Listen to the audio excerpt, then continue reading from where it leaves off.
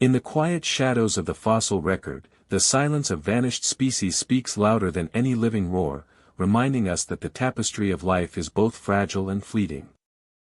From the towering woolly mammoth that once roamed the Ice Age tundra to the delicate passenger pigeon whose sky once swarmed with millions, extinction is not a distant myth but a recurring chapter in Earth's saga. The first major wave of loss arrived with the rise of humanity, as hunters pursued megafauna for sport and sustenance, driving species like the giant ground sloth to the brink of oblivion.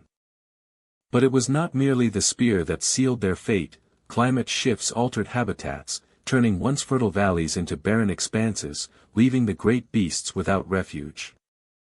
The dodo, forever immortalized as a symbol of folly, fell victim to an island ecosystem unprepared for the onslaught of foreign predators and relentless hunting by sailors.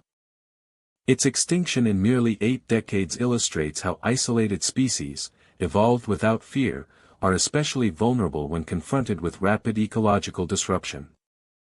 Across the oceans, the great auk, a flightless bird as clumsy on land as it was graceful in water, met a similar end, its feathers coveted for fashion and its meat prized by coastal towns.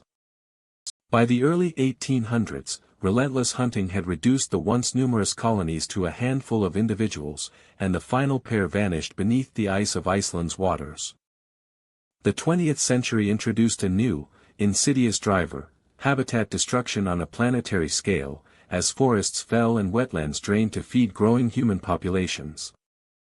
The Thylacine, or Tasmanian tiger, prowled the dense bushland of Australia, yet a combination of bounty hunting, disease, and loss of prey drove the last known specimen to a zoo cage in 1936.